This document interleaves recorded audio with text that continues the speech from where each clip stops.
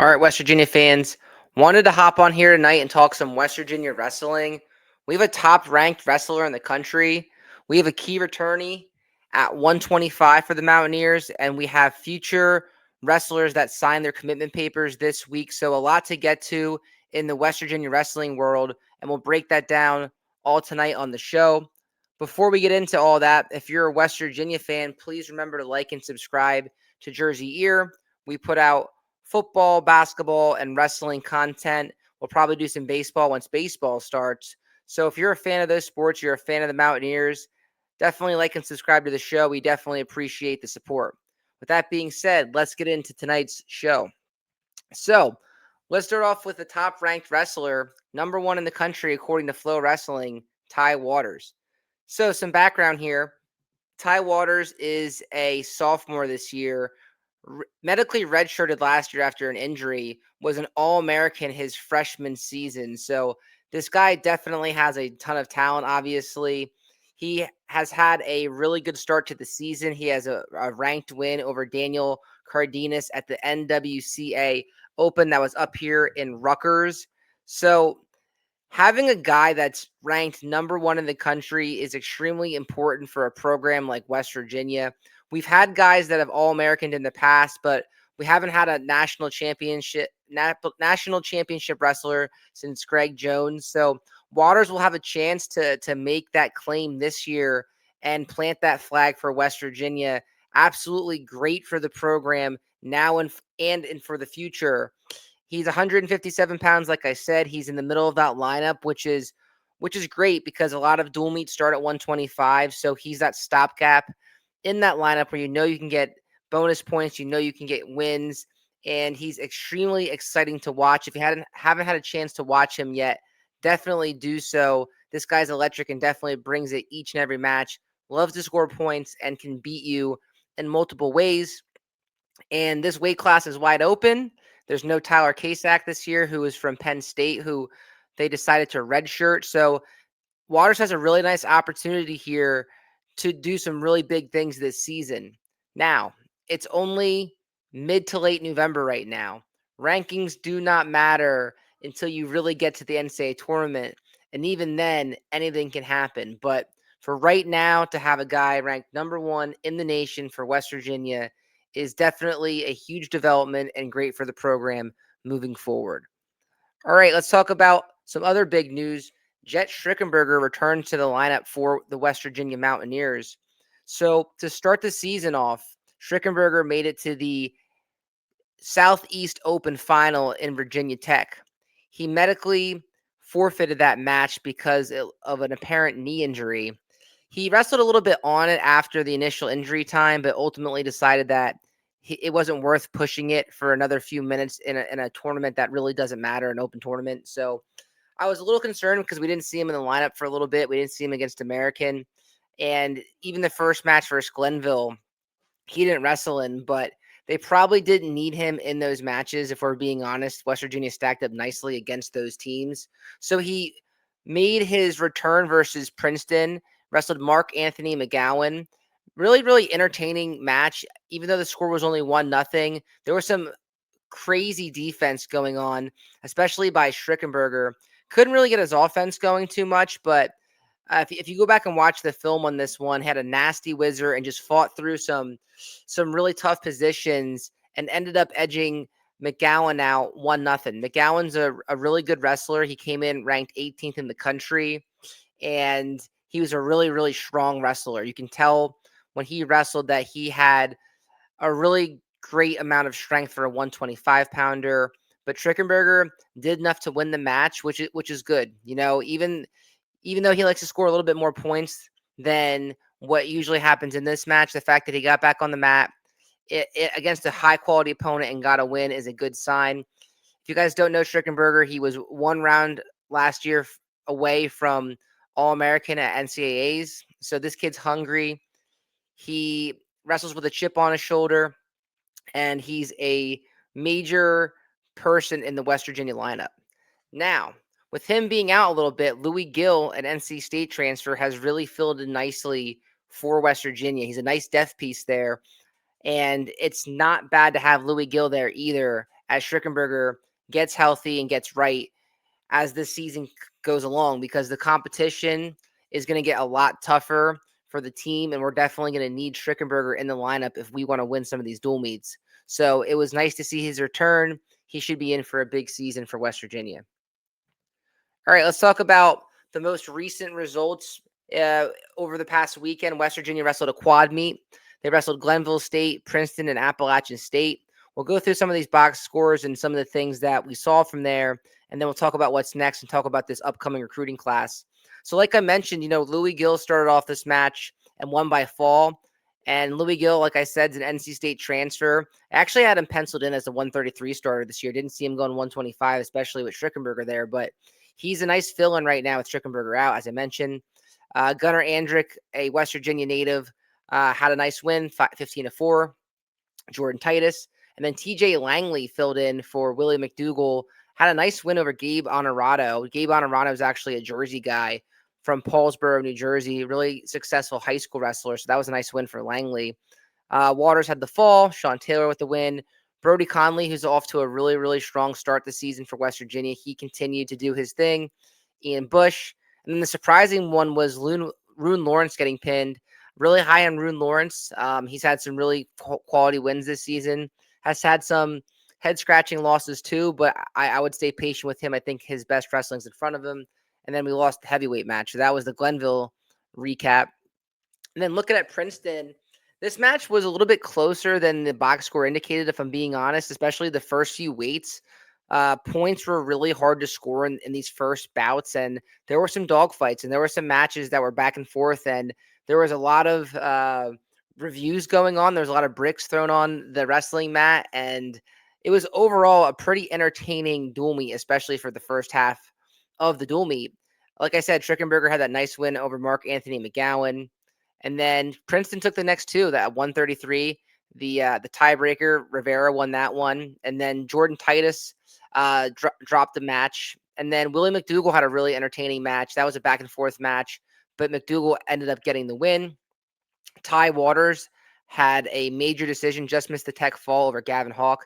Gavin Hawk's actually from my local high school, so shout out to him. Really nice kid.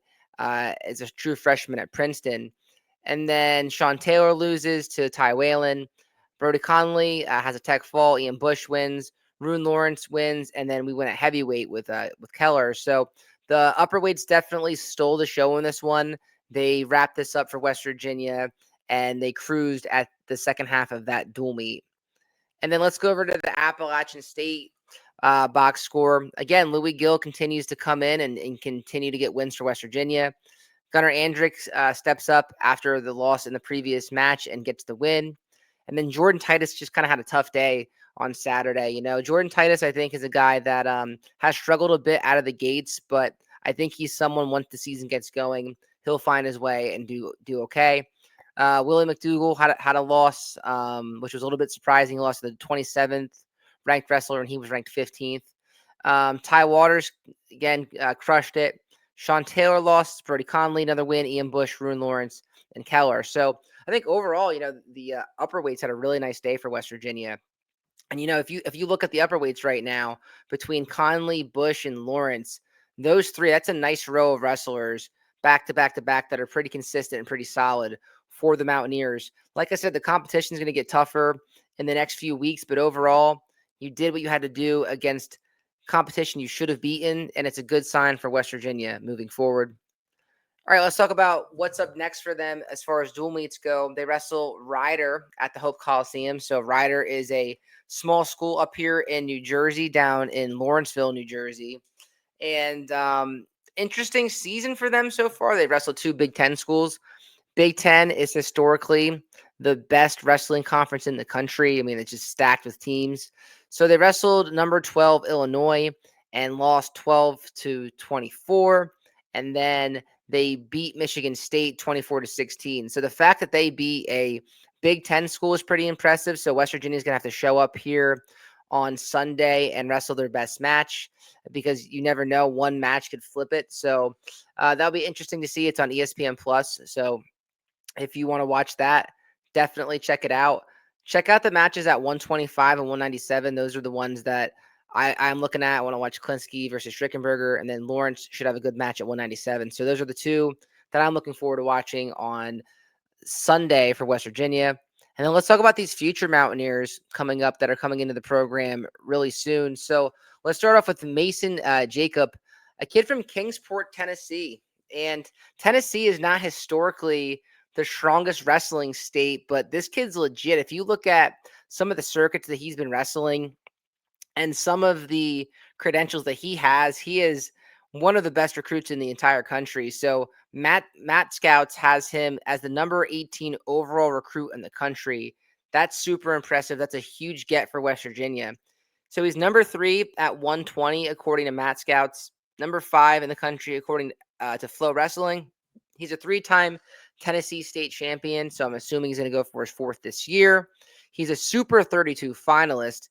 So Super 32 is the biggest preseason high school wrestling tournament in the entire country. So the fact that he's a finalist shows that this dude's legit. So just because he's from Tennessee, you can't sleep on this kid. He has legit credentials, as I mentioned.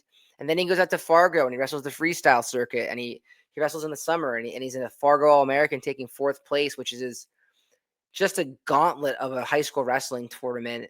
And then he's a 2-time Beast of the East placer. So really excited to see what this kid can do, especially in the lower weights. I think he has a chance to make some noise right away for West Virginia. So I was definitely excited to see this kid sign with West Virginia because I think his ceiling is going to be extremely high based on what he did in high school. And then up next, we have Gage Wenzel from Montoursville High School in Pennsylvania. Mount Scouts has him as the 99 overall recruit, ranked 13th at 175, 15th at 175 according to Flowrestling.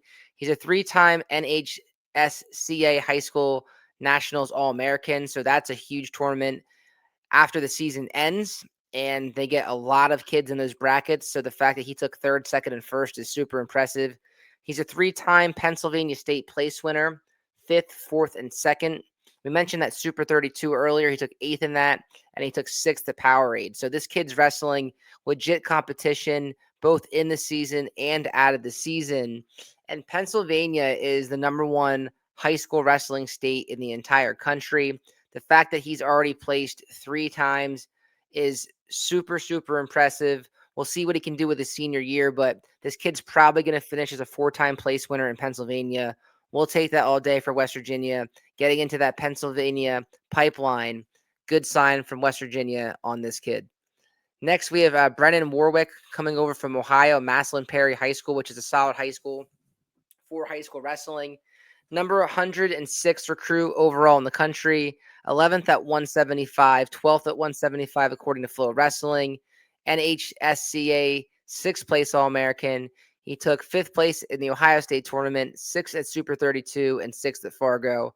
So this guy is finding his way on the podium at a lot of high-quality tournaments. Ohio is another state that is really strong at wrestling. And then we mentioned Fargo and Super 32, super impressive. And West Virginia now with the other kid, Wenzel, and this kid at the upper weights, super impressive, right? So they have both these guys at 175. So if you could split one of the weights, 184 and 175, you have a nice 1-2 punch here with these two guys in the fold for your recruiting class. So really good things that we like to see there. And then the next guy is Jackson Angelo coming from Lakeland Highland Prep School in Orlando, Florida. So Matt Scouts has him as the 249th overall recruit. He before he transferred to Florida, it looks like he wrestled in Pennsylvania, 2-time Pennsylvania State place winner, 5th and 8th, and then he was a freshman All-American. So again, another guy that has credentials coming in to Division I wrestling, which is really encouraging for West Virginia. And then we have Kalo Garcia from Gilroy, California at Gilroy High School. California is another one of those states that is extremely challenging. One of the reasons is it's like New Jersey, where their state tournament, there's only one classification for the entire state. So in other states, like let's say Pennsylvania, they have a double A, which are the smaller schools, and they have triple A, which are the bigger schools. In New Jersey and California, there is no class size. It's one state rules them all, and everyone is in the same bracket. and it is absolutely a meat grinder of a tournament if you can get through it and hit that podium. So even in a place like California, which is the one of the largest states in the entire country, and Gilroy is one of the top high schools in that state, in that area. So this is definitely a good sign that he's coming from a really established high school. Seventh place in California, and then a two-time California State qualifier. So again, not an easy state to wrestle in by any means, and a nice signing for West Virginia. That's all we got tonight. Short video, but I think there's a lot of positive momentum around the wrestling team. We're getting some guys back. We have guys ranked number 1, and we have some solid guys coming in. And I'm excited to see what they do against Ryder. I'm excited to see what they do the rest of the season. Should be fun.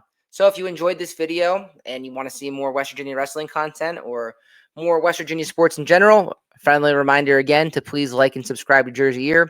We really appreciate you. Have a great night. Let's go Mountaineers. We'll talk to you guys next time.